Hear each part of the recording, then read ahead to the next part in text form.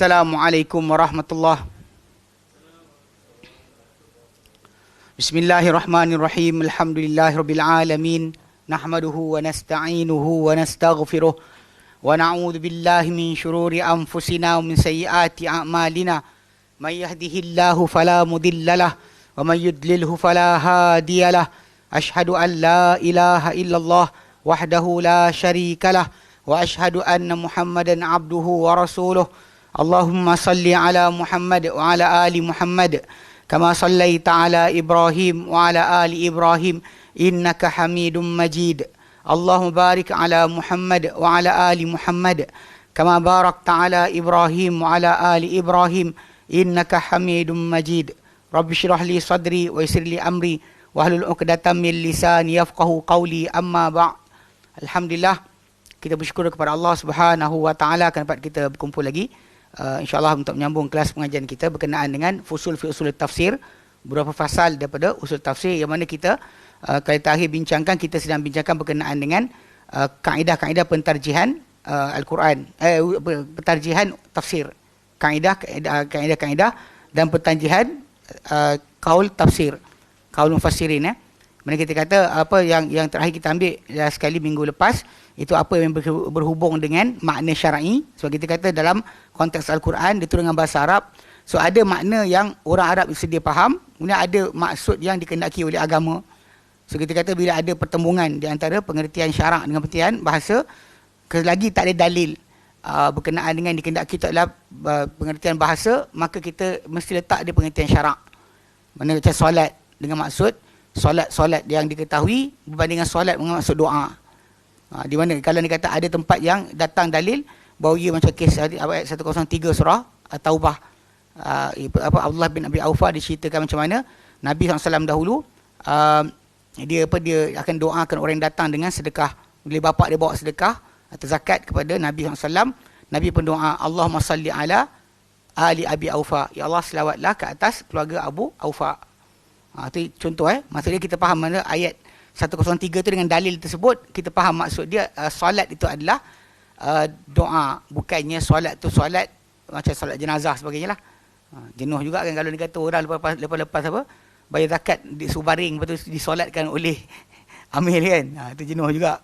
Okay, kemudian yang terakhir kita ambil itu adalah apa berkaitan dengan tasrih lafaz. Dan kita kata ini adalah salah sudut daripada bahasa Arab yang biasanya menyebabkan orang lari belajar bahasa Arab. Itu bila mana daripada satu kalimah tu kena kembang kepada 14 ataupun kepada 10.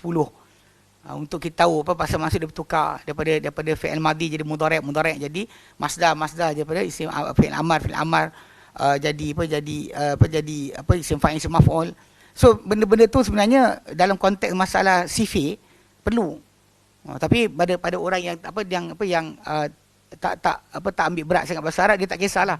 Walaupun sebenarnya kaedah bahasa Arab ni atau belajar bahasa Arab kan dua sudut. Satu, kita tahu masalah kenapa dia baris atas atau bawah atau kiri, baris bawah atau atas, kiri kanan mana ada kan, atau bawah atau depan ataupun mati. Kenapa? Itu kena tahu. Sebab dia akan memberi maksud jadi apa kalimah tadi dalam ayat tersebut.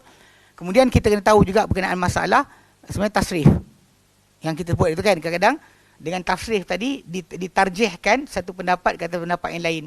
Sebab sebutan Al-Quran tentang kalimah berkenaan, bunyi dia adalah bunyi untuk contoh 3 huruf punya kata kerja, bukan 4 huruf punya kata kerja. Benda ni kalau kata orang yang tak belajar, tak tahu, maka dia tak tahulah bahawa sebenarnya ada perbezaan. Macam itu dikata maksud kis atau aksata, qasata atau aksata, yang maksud satu maksud zalim, satu maksud adil. Qas itu adalah orang yang berlaku zalim. Aksata berlaku saksama. Dia word sama tapi tambah huruf terus tukar maksud. So dengan sebab itu jadi terangkanlah 2-3 tempat yang kita belajar tentang tajuk maksud tafsir tadi dimenangkan maksud yang satu ke atas yang lain kerana tasrif dalam bahasa Arab. Maksud dia ni 3 letter ke 4 letter ataupun dia daripada fi'il apa. So sudut asal kita kata benda ni memberikan kemudahan untuk kita memahami tafsir sebenarnya. Tapi saya katalah bila belajar bahasa Arab nanti insya-Allah kita kena tumpukan bab ni. Memang bunyi macam pelik lah. Jumpa orang je, katabu. Dia macam apa, dia ulang-ulang kan. Masalah benda tu adalah benda mesti diulang. Kalau tak, pasal dalam Quran Karim macam qala, dia berkata, kul, katakanlah. Actually dia satu word. Kalimah yang sama. Cuma dia berbeza bertukar, ikut kedudukan. Sama ada dia untuk orang yang ketiga, atau dia orang yang pertama, kultu, ataupun qalu, mereka berkata, orang ketiga ramai, atau qalat, dia perempuan bercakap. Sebenarnya tu bertukar hanya sebab sifir yang sebenarnya patut kita hafal bila kita belajar bahasa Arab. Nak tak nak nanti insyaAllah bila kita start nanti kelas bahasa Arab nanti, itu antara benda yang dimestikan. Tak boleh tak hafal. Kena hafal je. Bila pakai nanti kita beritahu. Ni macam cerita apa? Karate Kid tak? Pakcik tu kata buat gitu-gitu, buat gitu-gitu. So buat gitu-gitu kan. Bila nak pakai nanti kemudian baru kita bagi tahu. Kalau tak nanti tak boleh. Benda ni pasal memang saya ingat. Saya perhatikan benda-benda sifir tasrif ni. Saya ingat dulu ustaz yang mengajar kami Quran dekat taman perumahan kami. Hidup lagi Ustaz Rahim hafizahullah. Dia suruh kita orang hafal. Kita tak tahu pun apa dia suruh hafal. Apa dia suruh kita hafal tu kita tak tahu. Hafal je lah. Wa huma hum, hiya huma hunna, anta antuma antum, anti antuma antunna, ana nahnu. Kita macam hafal lah. Lepas tu katabu. Dia tulis. Tapi bila saya masuk sekolah Arab, baru saya faham benda ini bagi. One thing for sure lah. Dan satu ikatan dia masalah bila belajar nanti jangan lari. Anda lari anda tak pandai pun. Tak ada orang pandai dengan lari tinggal kelas. Saya tak faham ustaz tu last sekali tinggal kelas dia pandai. Itu bijak lah. Baik. Okay, hari ni kita sambung InsyaAllah kita sambung berkenaan dengan kaedah-kaedah penterjihan. Yang ketujuh, ma ta'allaku bitaqdim wa ta'khir. Yang ketujuh, apa yang berkaitan dengan mengkedepankan atau membelakangkan. Mana kalimah tadi dikedepankan apa jadi, dikebelakangkan apa jadi. Okey. Al-aslu fil kalami taqdim ma haqqahu taqdim. Asal pada kata-kata adalah mengkedepankan, mendahulukan apa haknya didahulukan. Wa ta'khir ma haqqahu ta'khir, dan mengkebelakangkan apa yang haknya dibelakangkan. Mana apa yang patut duduk belakang. Jazakallahu khairan.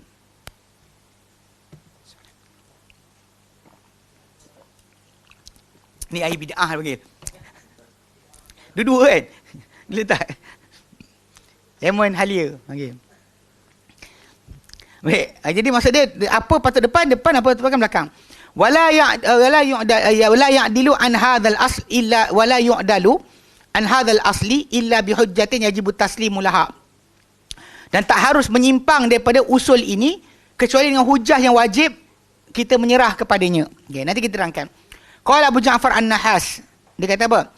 At-taqdimu wa at-ta'khiru innama yakunu idza lam yajuz ghairuhuma. Mengkedepankan atau membelakangkan hanyalah terjadi apabila tidak harus lain kedua-duanya.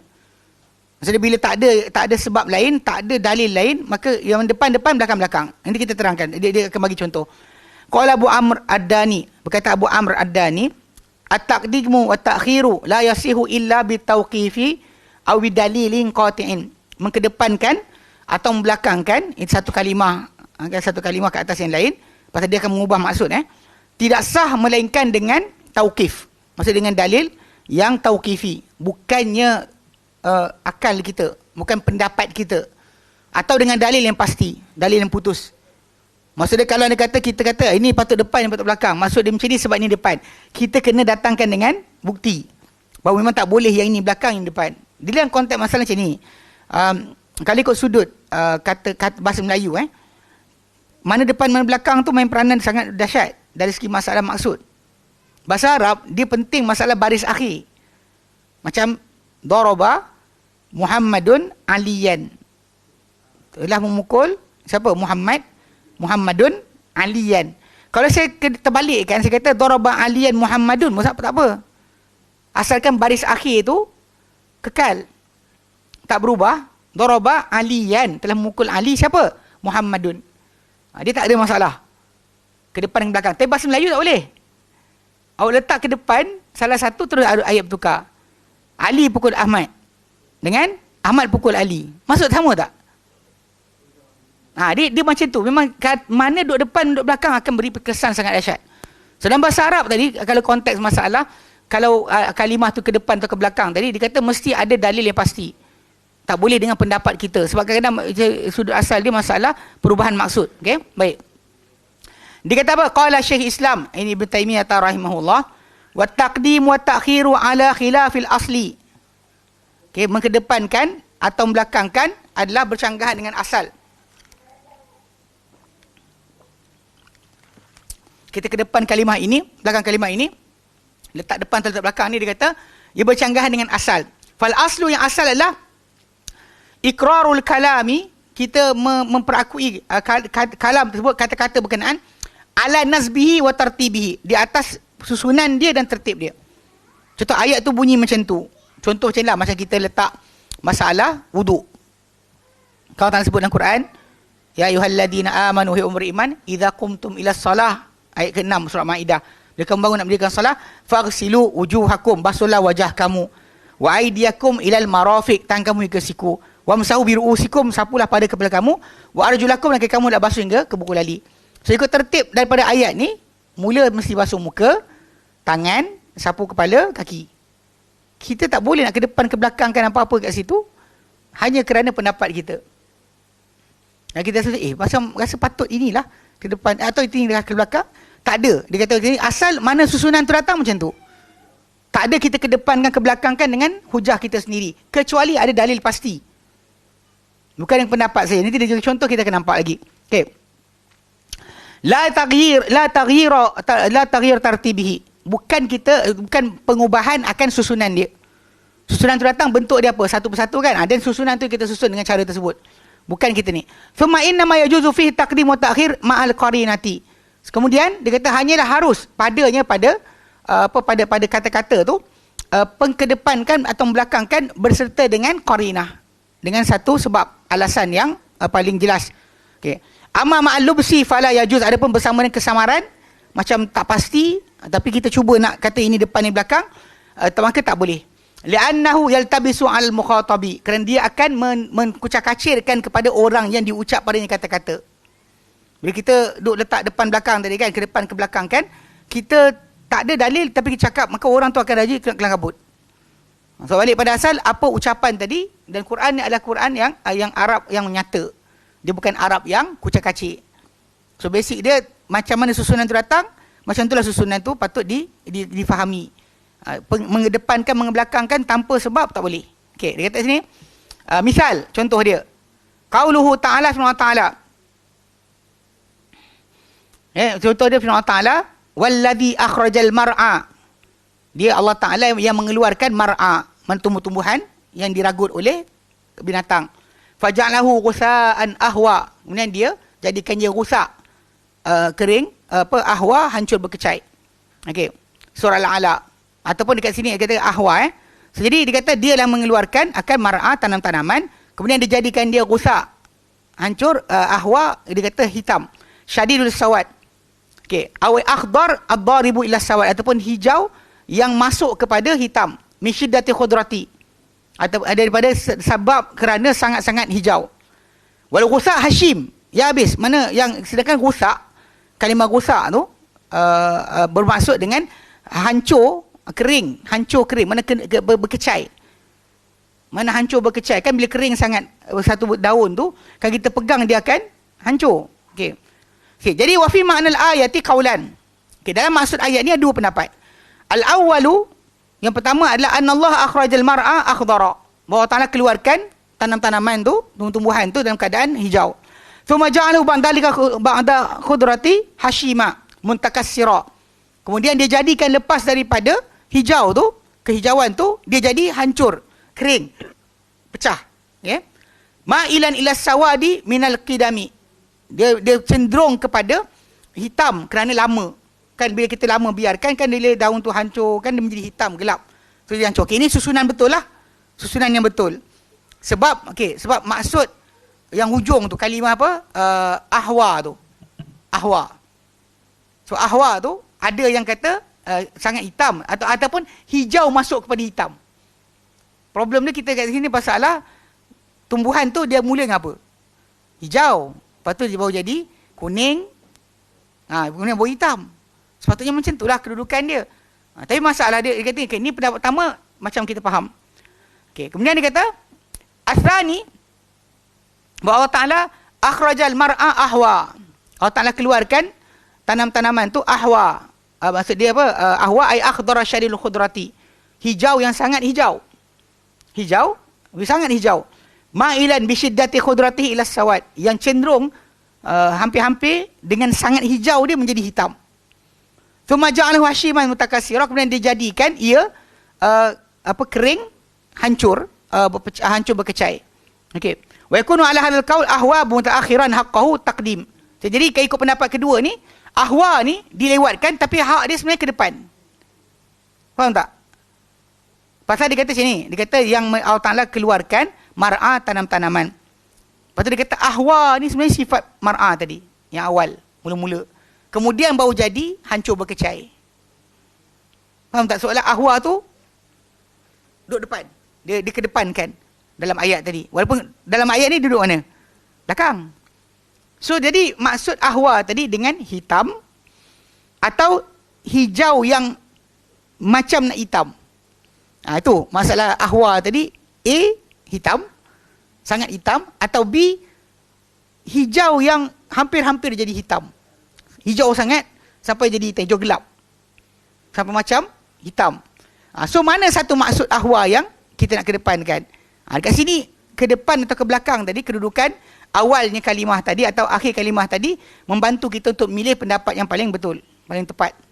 So kat sini dikatakan ikut pendapat kedua, mana kalimah ahwa tadi dilewatkan, haknya sebenarnya dikedepankan. Qala Ibn Jarir At-Tabari, berkata Ibn Jarir At-Tabari, mu'alliqan ala hadzal qaula, mengulas pada kata-kata ini. Dia kata wahadzal qaulu. Okey. Dia kata dalam pendapat ini, wa in kana ghairu madfu'in, sekalipun kita tak tolak terus. Sebab kalimah tu dalam bahasa Arab memang ada kalimah ahwa tadi, hitam, ataupun hijau kehitam-hitaman. Memang ada dalam bahasa Arab dipakai. So dia kata walaupun tak ditolak, dia kata ayakuna mashtadda khudratuhu minan nabati qad tusammihi al-arabu aswadu. Bahawa apa yang bersangatan hijau dia daripada tumbuh-tumbuhan, kadang-kadang dinamakan ia oleh orang Arab sebagai aswad. Benda tu hijau, tapi hijau pekat sangat sampai orang Arab panggil dia aswad. Memang orang Arab ada cakap, dia kata. Namun dia kata sekalipun dia tak ditolak sebab orang Arab yang pakai kalimah tersebut, ghairu sawabun indi, ia tak benar di sisi aku. Kata Ibn Jarir At-Tabari, tak betul. Kenapa? Bi khilafi ta'wil ahli ta'wil. Kan dengan bercanggahan, dia kata percanggahan takwilan ahli takwil, tafsiran ahli tafsir, fi anna al-harfa inma yahtalu li ma'nahu al-mujarradi bi taqdim wa ta'khir. Kerana pada bahawa huruf ni hanyalah di akhir diletakkan bagi makna dia, yang semata-mata untuk awal atau kemudian. Maksudnya kalau kita kata ikut pada kedudukan ayat tadi, memang dia duduk belakang. Kan dia ada summa tu kan, fa. Ada fa tu kan. Bila kata faja'alahu, lantas dia menjadikannya. Mana dia keluarkan tanaman, lantas dia menjadikannya. Perletakan kalimah tersebut untuk tunjukkan dia ta'qib. Macam saya makan, lantas saya minum. So memang immediately, selepas, dia duduk belakang, bukan duduk depan. So jadi kalimah huruf tadi memang datang untuk itu. Untuk letakkan di belakang, dia kata.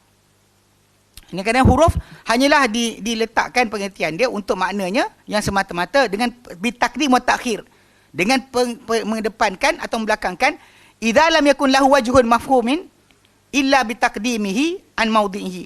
Jika dia kata tidak ada untuknya satu wajah kefahaman kecuali dengan dikedepankan dia daripada kedudukan dia. Kita boleh faham kecuali kita kedepankan. Kita tak boleh faham kecuali kita kedepankan dia, baru kita faham. Dan kita letak dekat depan. Tapi problem dia kat sini dah ada maksud yang jelas.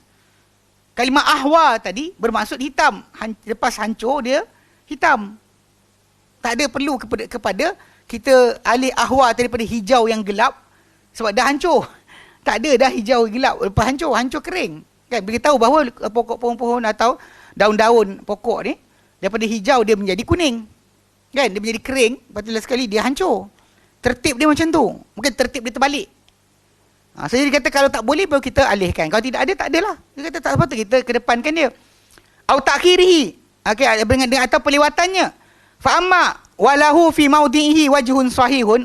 Maka adapun dia kata baginya ketika itu pada kedudukannya tu bentuk yang sahih macam tadi hitam dah ada. Fala wajha li talabil ihtiyal. Maka tidak ada bentuk, tiada wajah untuk menuntut atau mencari hilah. Mana percubaan limaknahu bitakdim wa ta'khir. Untuk pengertiannya bagi ke depan atau ke belakang. Tak perlu kita cari maksud lain. Hilah lain untuk ke depan atau ke belakang. Mana maksud depan atau belakang. Okey, ni contoh lain dalam Al-Quran Karim kalau kita lihat dalam surah An-Nisa. Masa depan belakang. Bila kita bincang nanti bab berkenaan dengan tajuk contoh faraid faraid. Dengan surah An-Nisa. Kalau kita ambil ayat 11, 12 ke, okay? Dia dalam ayat tersebut Allah Taala ada terangkan berkenaan tertib bila orang tu nak keluarkan nak buat bahagian faraid. Allah Taala sebut berkenaan dengan tajuk mim ba'di wasiyatin yusi biha aw dain. Sesudah daripada wasiat diwasiatkan oleh orang tersebut ataupun hutang. Maksud dia kalau macam ni, bila kita kata ada orang mati, okey, agihan bila orang mati, kita belajar dalam masalah hukum janaiz bila seorang tu mati, maka harta yang dia ada tadi akan dimulakan mula-mula sekali pertama untuk pengurusan jenazah dia. Tanam gali kubur ke, mandi upah mandi jenazah ke, upah van ke, apa lagi, kain kapan dan sebagainya. Ni first thing first, kena uruskan tajuk masalah dia punya pengurusan pengembuian. Okay. Kemudian kedua, kita akan pergi pada hutang-hutang yang dihutang Allah Subhanahu Wa Taala. Contoh dia ada kafarah ke, zihar ke, apa benda ke, dia puasa tak puasa lagi ke, hutang zakat ke ni.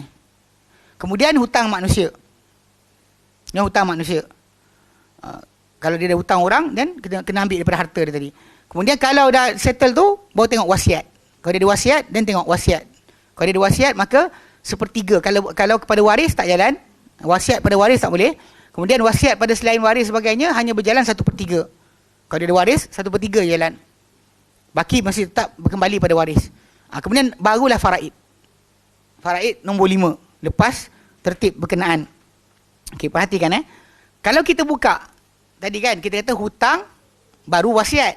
Hutang baru wasiat. Ini pengurusan jenazah. Ini hutang Allah, hutang manusia, wasiat, faraid. So kalau ikut tertib ni, hutang baru wasiat. Tengok Al-Quran. Okey. Dari Al-Quran kali kalau kita tengok, okey. Ayat 11, 12 ni. Okey, ayat 11 okey, ni sini. Pasal dia bila Allah Ta'ala ceritakan, contohnya macam ni. Allah Ta'ala katakan, yusikumullah fi auladikum. Telah berpesan Allah Ta'ala kepada anak-anak, berpesan kepada kamu, Allah Ta'ala, tentang anak-anak kamu, pada anak-anak kamu.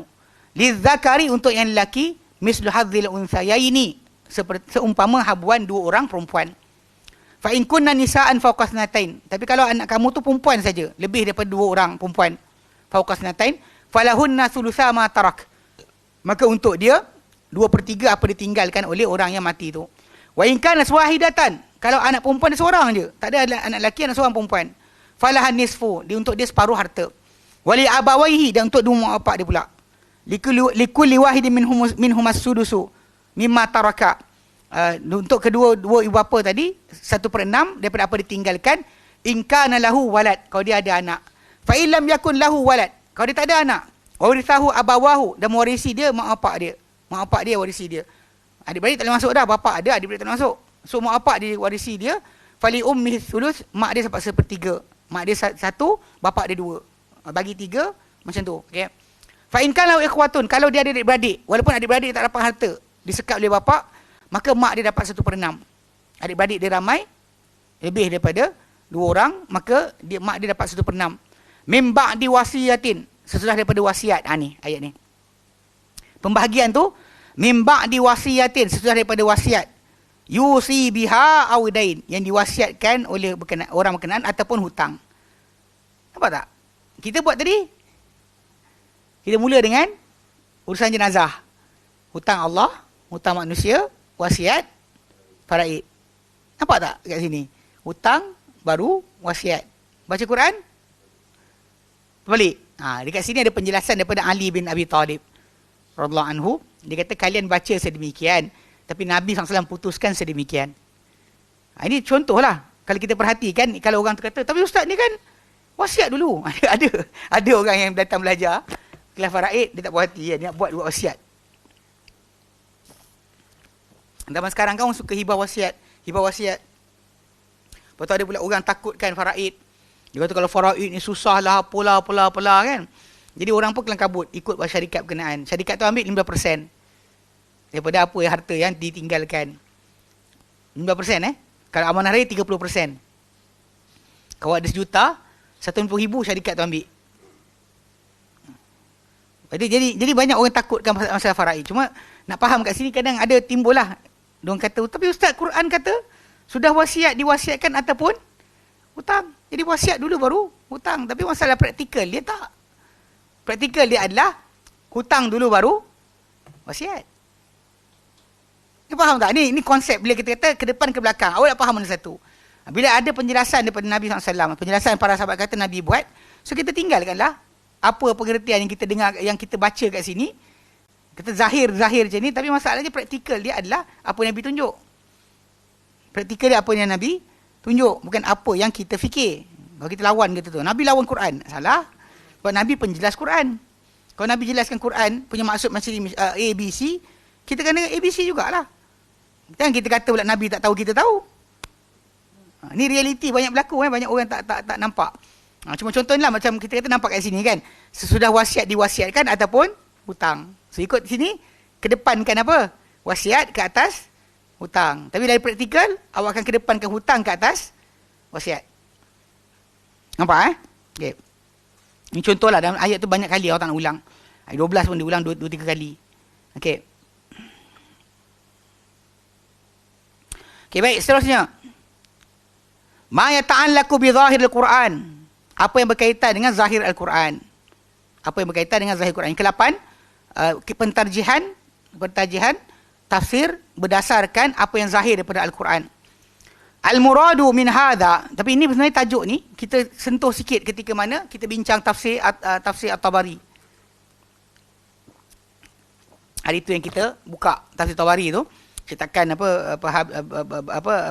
Babi Ali Halabi tu, kita buka, kena tengok balik sebab muallif kita ni, pengarang kitab buku kita ni, diambil daripada cetakan itu.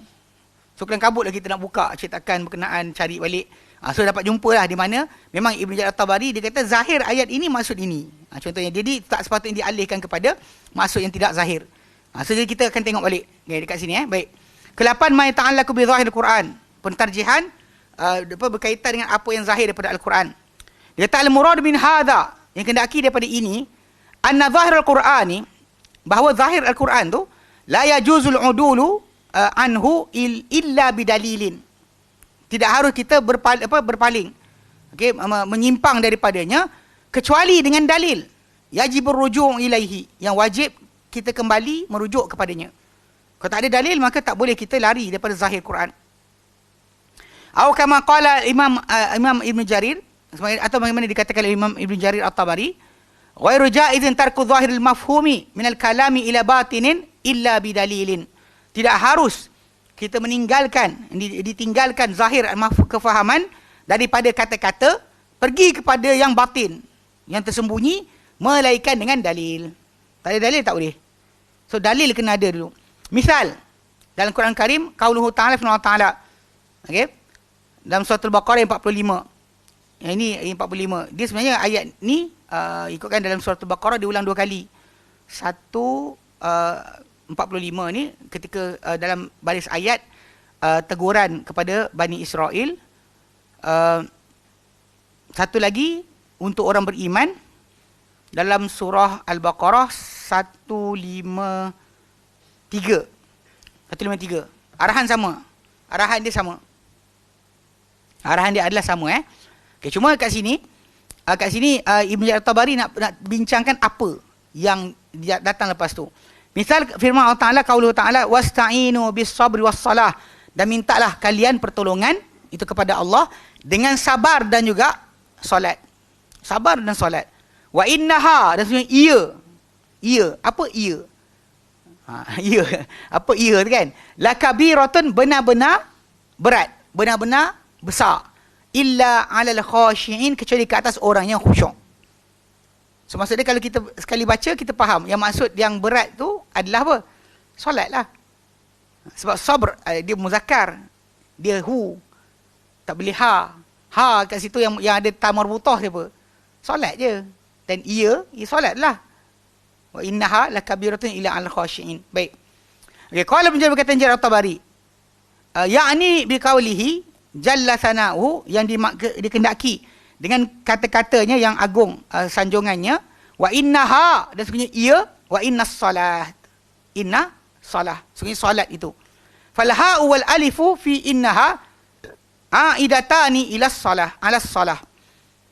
Maka ha dan alif, ha tu ha ila muannas lah, kata ganti nama muannas, perempuan. Kalau tidak hiya, kalau dia dalam keadaan marfu', tapi kalau dia dalam bercantum muttasil, dia ha. Pasal dia feminin. Solat, kalimah solat tu adalah muannas. Okey. So alif dan ha dan alif dalam innaha fi aidatani 'ala salah, kembali kepada kalimah solat. Wa qad qala ba'duhum, sebenarnya telah berkata sebahagian mereka.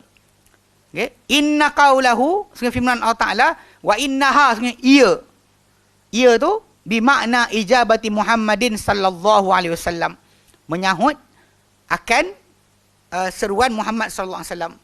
Dakwah Muhammad sallallahu alaihi wasallam, sahut kepada Muhammad, itu maksud innaha. Dia macam ni, nak fahamkan sikit kita masa kita kata kadang-kadang kita kan ingat dulu, kita taujih ke akwal salaf. Bila salaf berikan pendapat, kadang-kadang dia punya sudut dia lari jauh kadang-kadang tu sebab ada kaitan dengan ayat berkenaan, walaupun salah lah. Salah tetap salah. Siapa punya Shopee tu? Ada Shopee lah. Shopee. Okey. Dia memang ada kesalahan dekat situ. Dia ada silap. Tapi masalahnya kesilapan yang berlaku daripada salaf kadang-kadang berkait dengan pembacaan keseluruhan ayat. Okey, contoh kat sini kenapa ada yang cakap wa innaha lakabiratun, sebenarnya ia adalah berat, ia adalah menyahut Muhammad. Kenapa ada kata yang tu? Kalau kita baca ayat awal dia. Okey. Ayat awal dia ada banyak tau benda yang Allah Taala perintah mereka buat. Okey. Kalau dia start daripada ayat ni kan, ayat 40 kan, wahai Bani Israel, kenanglah nikmatku ke atas yang aku nikmatkan ke atas kamu. Setialah kamu dengan janjiku. Aku setia dengan janjiku kepada kamu, dan akulah patut kalian gerun. Dan berimanlah kalian dengan apa yang aku turunkan, membenarkan kepada apa yang bersama-sama kalian. Janganlah kalian jadi orang pertama kufur terhadapnya, kafir terhadapnya. Jangan kalian membeli dengan ayat-ayatku harga yang sedikit, dan akan akulah patut kalian takut. Jangan kamu campurkan kebenaran dengan kebatilan, dan jangan kamu sembunyikan kebenaran sedangkan kalian mengetahui. Dirikanlah solat dan tunaikanlah zakat, dan rukuklah bersama orang yang rukuk. Adakah kalian menyuruh orang-orang manusia untuk kebaikan, namun kalian lupakan diri kalian sendiri, sedangkan kalian membaca kitab? Tidakkah kalian berakal? Sebenarnya ini merujuk kepada kes ada orang yang Yahudi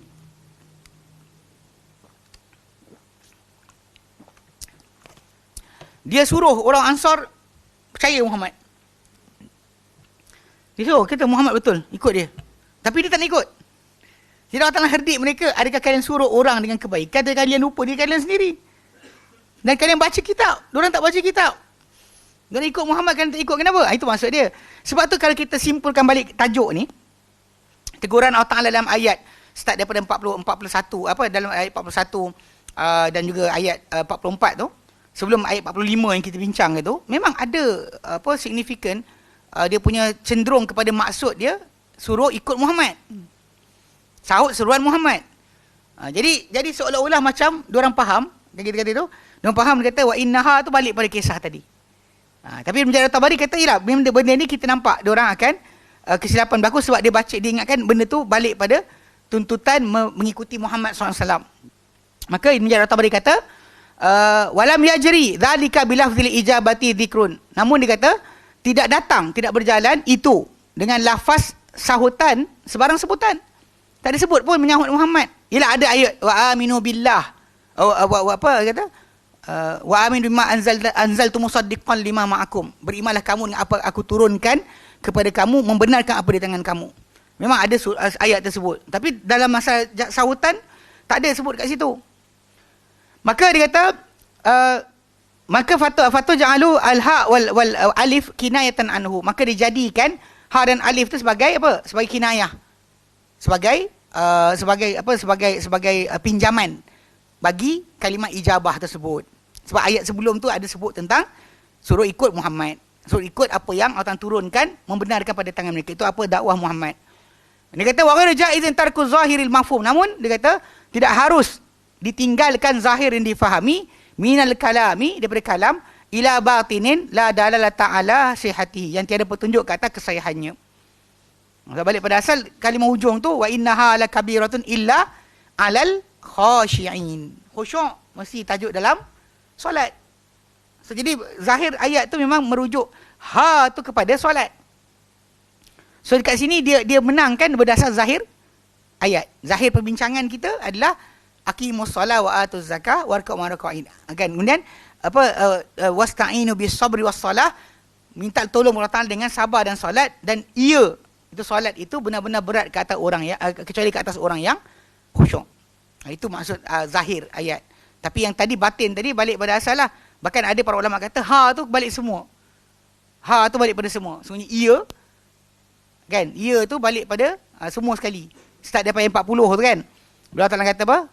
Kenanglah nikmat, okey, setia janji, beriman dengan apa turun, membenarkan apa tangan mereka, jangan kufur, jangan beli apa yang Allah Taala beli dengan ayat Allah Taala benda yang seharga sedikit tu dunia. Takutlah Allah, yang campur hak dengan batil, sembunyikan kebenaran, semua sekali. Dalam semuanya semua tu benar-benar berat kecuali ke atas orang yang khusyuk. Ada juga faham macam tu. Tapi zahir ayat macam kata Ibn Jarir At-Tabari adalah bahawa ia balik pada solat. Ha tu kan balik pada yang lain, balik pada solat. Okey. Misal contoh lain adalah qauluhu ta'ala, firman Allah Taala, wa min dzurriyyatina, daripada zuriat kami, ummatan muslimatan lak, satu umat yang menyerah kepada engkau. Al-Baqarah 128. Kan dia kata-kata Ibrahim dan Ismail ketika bina Kaabah.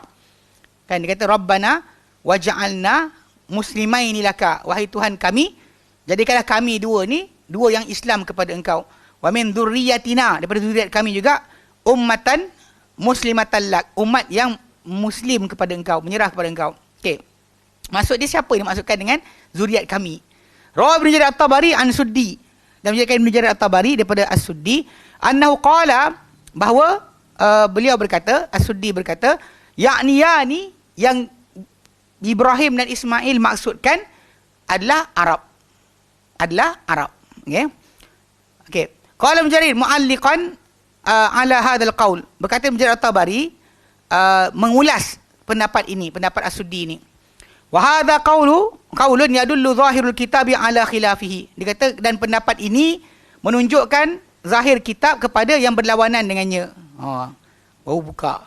Panas sebenarnya. Buka, alhamdulillah. Rasa macam perlu sikit. Kenapa? Li'anna zahirahu, kerana zahir ayat yang datang yadullu ala annahuma da'awallaha an yaj'ala min dzurriyyatihima. Maksudnya dia doa, mereka berdua doa Allah Taala jadikan daripada zuriat mereka berdua ahli ta'atihi wa wilayatihi wa mustajibin li amrihi.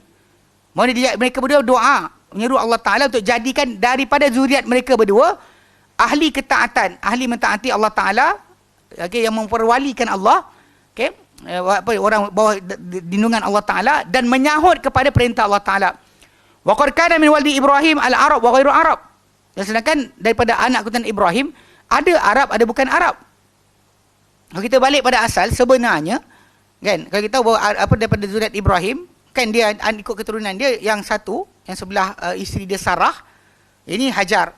Hajar dapat, bahkan Hajar dia sendiri bukan Arab. Dia sendiri bukan Arab. Ibrahim Babylon. Kan? Dia daripada Babylon, Iraq. Kemudian pindah ke Palestin. Kan masuk Mesir, pindah Palestin. Di Mesir dapatlah puteri raja Mesir. Jadikan sebagai hamba untuk Sarah. Sehingga akhir jadi isteri dia. Okay? Sebab tu apa? Dia adalah anak raja. Puteri raja. Cuma diberikan oleh raja ketika itu, pasal ada riwayat yang datang bahawa dia tawanan dalam istana tersebut.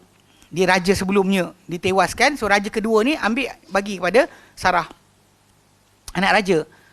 So dia dapat keturunan ni. Jadi yang ni dan ini Kipti. So Babylon kawin Kipti. Lepas tu yang Sarah tu Babylon. So keturunan tu, daripada keturunan tu lahirnya Ishak, kemudian Ishak dapat Yaqub, kemudian daripada Yaqub turunnya dipanggil Bani Israel yang bukan Arab. Dan kemudian di belah sini pula daripada Ismail ni, kan, sebenarnya kalau ikutkan Ismail tu sendiri bukan Arab. Tapi oleh kerana lepas daripada pindahnya duduknya di Mekah tu, Hajar dan Ismail berpindah kepada mereka Arab Jurhum daripada Yaman. Lalu mereka menetap di situ, duduk di situ, dan akhirnya Ismail berkahwin dengan mereka dan keturunan dia ikut jadi Arab lepas tu. Dia bercakap bahasa Arab dan seterusnya. Sudut asal lah dia nak katakan semua Arab, taklah. Bukan semuanya Arab. So ikut pada keturunan Ibrahim, bukan semuanya Arab. Dan Ibrahim sendiri bukan Arab. So kalau dia kata, jadi Ibn Jarir Tabari cuba nak betulkan lah. Dia kata, dia kan zahirnya bahawa menunjukkan bahawa mereka berdua berdoa kepada Allah Ta'ala untuk menjadikan, agar menjadikan daripada zuriat mereka berdua ahli ketaatan Allah Ta'ala, ahli perlindungan Allah Ta'ala, dan juga yang menyahut kepada perintah Allah Ta'ala. Dan telah ada, dia kata, telah terjadi daripada anak Ibrahim, Arab dan bukan Arab. Wal mustajibina lahu wal khadi'un lahu bi ta'ati minal fariqain.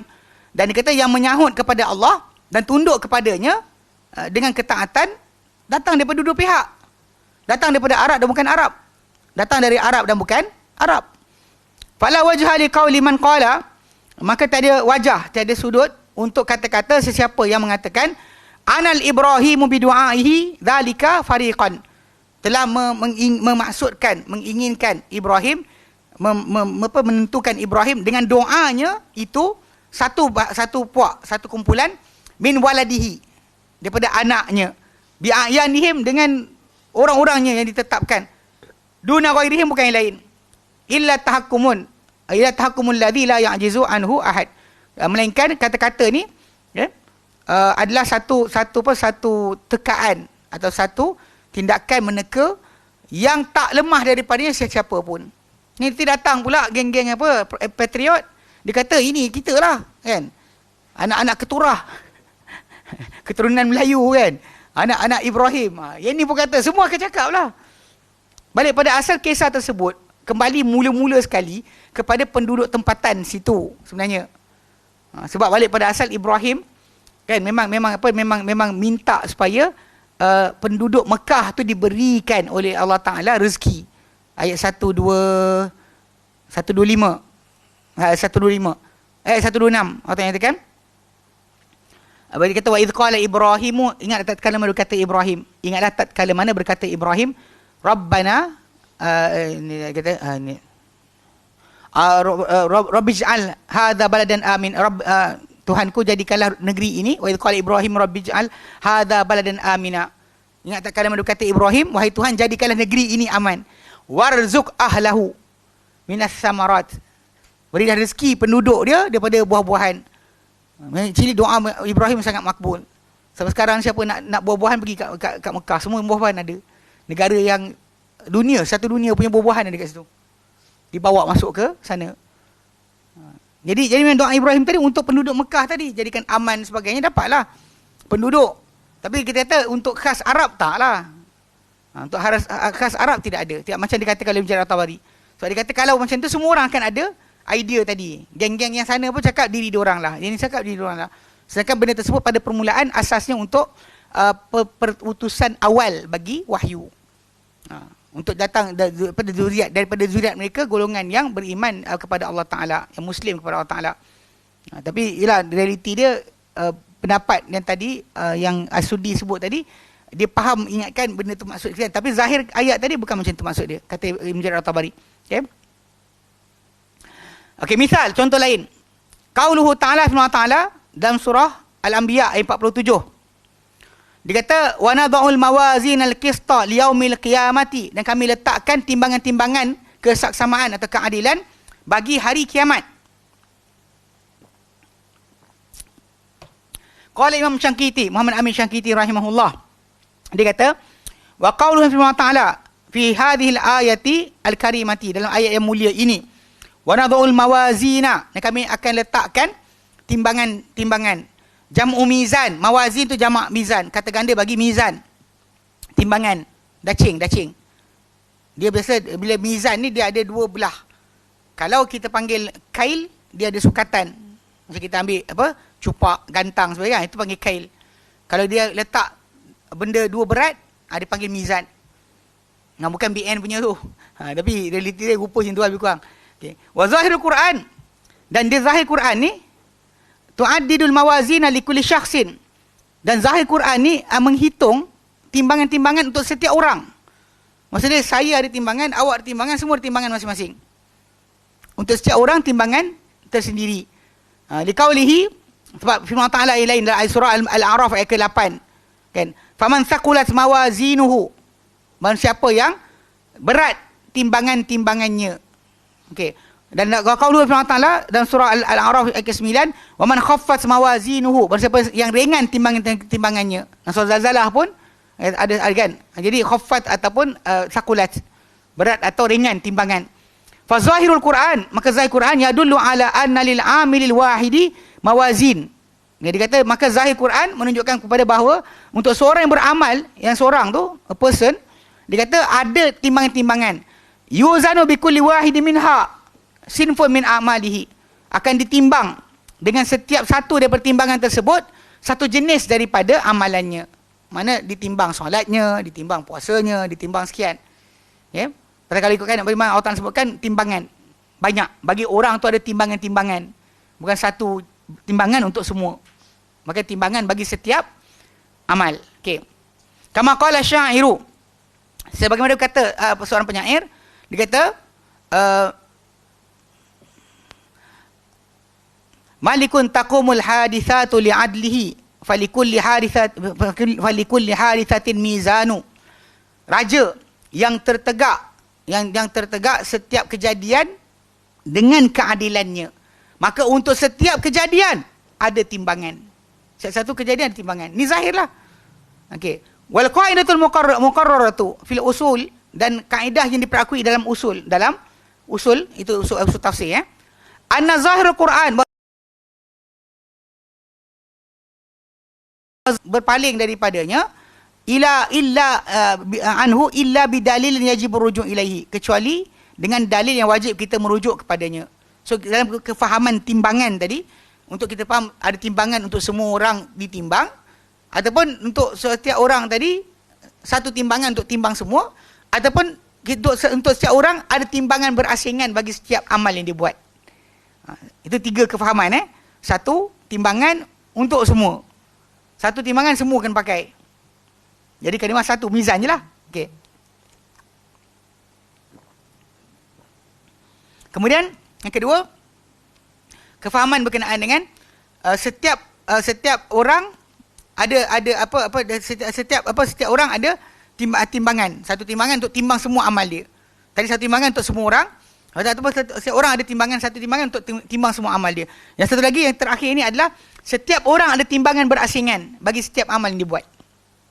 So jadi kata, kalau ikut pada ayat ni, jelas bahawa untuk setiap orang ada timbangan-timbangan berasingan bagi setiap amal. Dan memang kita kata, berdasar kepada hadis Nabi SAW, persoalan amal bagi manusia tadi dikira satu persatu. Solat, lepas tu zakat, ini hak Allah Ta'ala. Kalau pada manusia, darah, hutang darah, hutang harta, itu antara yang akan ditimbang. Pada manusia, yang mula ditimbang adalah masalah darah. Kalau pada hak Allah Ta'ala, yang mula akan ditimbang adalah masalah solat. So basically kita faham kat situ memang ada kiraan yang berbeza. Kiraan yang berbeza bagi setiap orang untuk setiap amal yang dia buat. So jadi kita faham kat sini, dia kata pasal-pasal ayat-ayat yang datang semua sebutkan mawazin. Mawazin. Okay, mawazin, timbangan-timbangan orang tersebut. Tu orang tu. Tapi timbangan-timbangan. Bukan singular, bukan mufrad tapi jamak. Okay, jelas Okay, baik. Okay, wallahu a'lam. Dah sambung ni kan, tak boleh berhenti. Baik. Kita berhenti sini. Baik, ada soalan?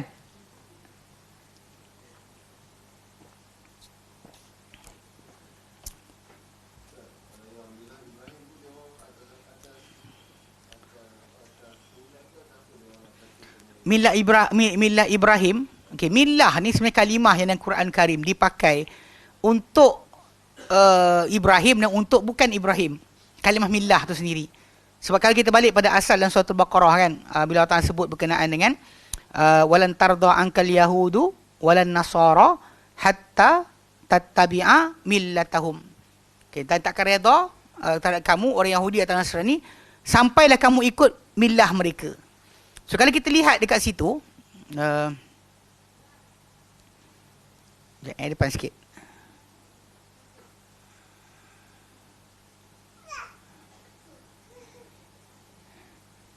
Cek.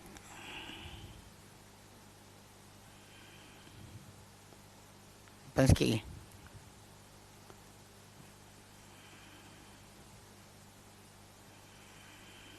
Oh, belakang balik. Ya.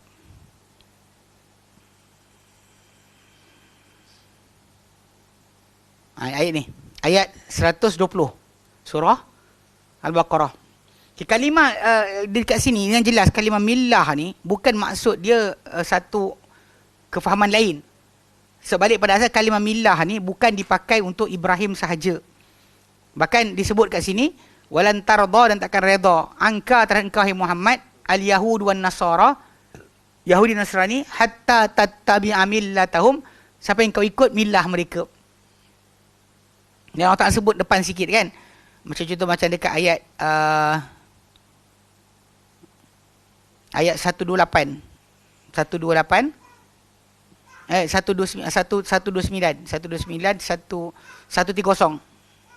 Okey, dia Allah Ta'ala nyatakan wa may yarghabu an millati ibrahima illa man safiya nafsah. Tiada siapa yang benci kan, tak suka kan millah Ibrahim kecuali orang yang bodoh jiwanya. Walaqad istafainahu fid dunya, kami telah pilih dia di dunia, wa innahu fil akhirati laminas salihin, dan sungguh dia di hari akhirat kalangan orang yang soleh. Okay, Allah Ta'ala nyatakan apa? Apa yang Ibrahim disuruh? Idh qala lahu rabbuhu aslim. Tatkala dikata pada Ibrahim, Islamlah engkau. Menyerahlah engkau. Qala aslamtu rabbil alamin. Aku telah menyerah kepada Tuhan sekalian alam. Dan ayat 132 pun lagi jelas. Wassa biha Ibrahimu banihi. Sekarang telah berpesan dengannya Ibrahim kepada anak-anaknya. Wa Yaqubu, dan wa Yaqub pun pesan pada anak dia. Ya baniya, wahai anak-anakku. Inna Allah astafa lakumuddin. Allah telah pilih untuk kamu din, itu agama. Fala tamutunna illa wa antum muslimun. Yang kamu mati ketika kamu orang-orang Islam. So sebenarnya kalimah millah tu dia sama dengan maksud din. Macam dalam ayat Quran, lakum dinukum waliyadin. Untuk kamu agama kamu, untuk aku agama aku. Dia syariat, peraturan, hukum yang dibawa oleh para anbiya.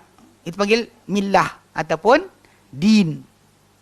Tapi bagi masyarakat kita dekat Malaysia ni, ada Indonesia tu utamanya lah, kumpulan apa, millah Abraham kan. Dia kononnya nak keluarkan satu maksud baru. Dan saya tengok dalam satu video tu, dia cakap, dia kata kita nakkan syurga di dunia. Syurga di dunia yang mana dalam syurga ni tadi semua manusia ni sama rata. Tak ada siapa lebih daripada yang lain. Tak ada siapa yang merasakan diri lebih betul dari orang lain. Ayat tu keluar. Kerana pasal kita kan Muslim sekarang kan, kita kata kita betul, orang ni salah. Ni akidah kita sebenarnya. Balik pada asal kalau kita sebutkan benda ni, banyak orang kadang tak boleh pegang lagi tau. Dia macam dirasakan agama ni bukan absolute betul. Sebab bagi dia orang agama buatan manusia. Bahkan bagi dia orang juga agama tak komplit lagi. Komplitnya agama tadi bukan dengan kitab tapi dengan perangai kita, dia cakap. Ayat macam best lah, tapi reality dia, bila dia kata tengok macam berjayanya Musa, berjayanya Isa dan Muhammad dalam merealisasikan syurga dunia. Syurga di dunia ini. Problem dia tak baca ke kisah Musa AS? Ayat 20-25 surah Al-Ma'idah. Yang mana Musa berakhir hayat dia, dia minta dipisah dari kaum dia. Musa ketika dia mati, kaum dia tak bersama dia. Tak sama baginda. Dia minta pisah dengan kaum dia. Bila dia ajak kaum dia masuk Palestin untuk berperang dengan kumpulan Amalikah. Kan, kumpulan giant dekat situ. Jadi kaum dia tak nak masuk. Bila kaum dia tak nak masuk, dan kaum dia kata, pergilah kau dengan Tuhan kau pergi perang, kami tunggu sini. Musa angkat tangan terus.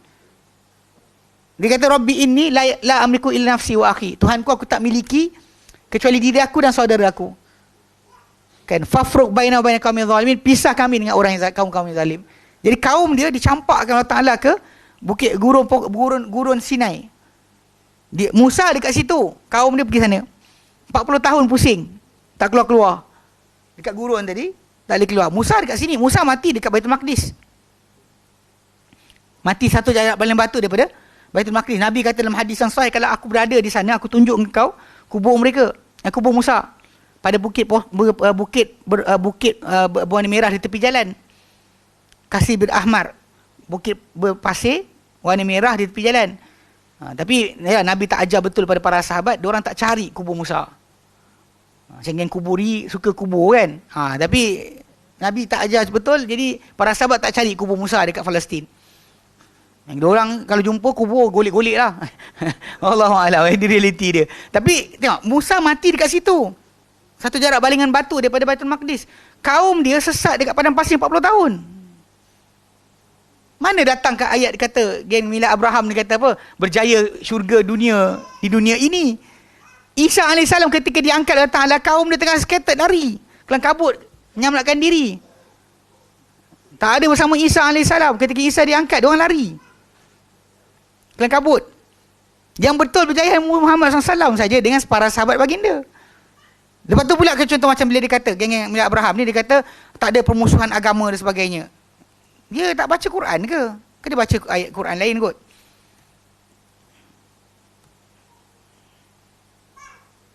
Nak Mumtahanah ayat keempat. Saya kata kononnya apa? Tak ada beza, tak ada kita sebarang kelebihan kat atas yang lain. Agama kita dengan agama lain tu sama. Ni tengok sini. Ini kadang saya kata gelak dia orang. Baca Quran mana dia baca? Okey. Dalam surah Mumtahanah ayat keempat. Ayat ni sangat keras. Maksud dia, bunyi dia tu sangat tegas. Kalau dengar ni pada orang yang bukan Islam, bunyi memang tak suka. Sebab ayat ni berbunyi apa? Qad kanat lakum uswatun hasanatun. Demi sungguh telah ada untuk kamu tauladan yang baik. Fi Ibrahim, pada Ibrahim, walladzina ma'ah, dan orang yang bersama dengan dia. Pada Ibrahim dan siapa bersama Ibrahim. Apa tauladan yang kamu ada?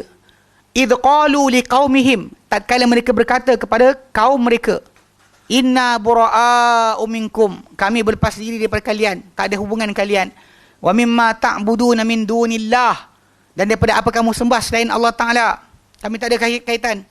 Kafarna bikum, kami tak setuju, kami engkar dengan kalian, kufur dengan kalian. Wabada, dan nyata, bainana wa bainakumul adat wal baghdha, nyata di antara kami dan kamu permusuhan dan kebencian.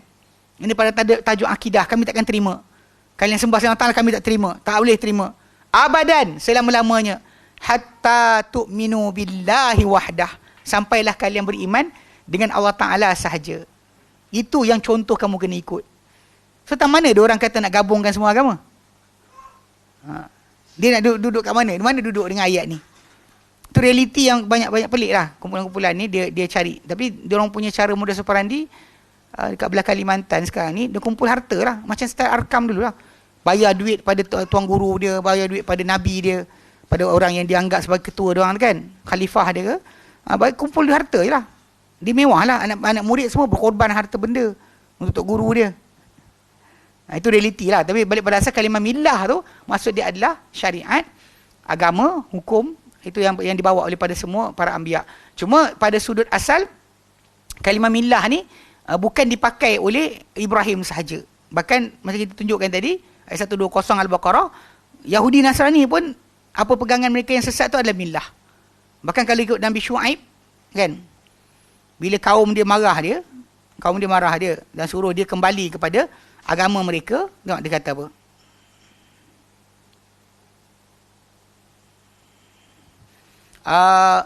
Surah Al-A'raf ayat 88.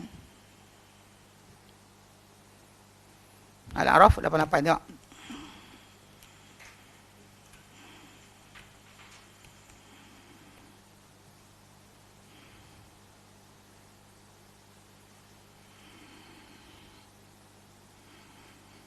Okey, 88 tengok. Ini berkenaan dengan tasir Nabi Syuaib. Nabi Syuaib tatkala kaum dia berkata kepada dia,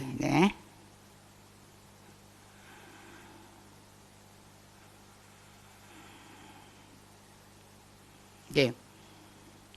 Tengok ayat ni, tengok dia kata. Wa qala al-mala'u alladhina istakbaru min qaumihi, dan berkatalah golongan menyombong, golongan pembesar yang menyombong daripada kaumnya, kaum Nabi Syuaib. Dia kata, lanukhrijannaka ya Syuaibu, kami pasti akan usir engkau wahai Syuaib, walladzina amanu ma'aka min qaryatina, dan orang-orang yang beriman bersama engkau dari kampung kami. Ataupun la ta'udunna fi millatina, ataupun kamu semua kena patah balik pada millah kami. Yang ni agama kami lah. Mana ada pengertian lain dah. Diorang pakai millah kami. Orang sebut, diorang kata millah kami.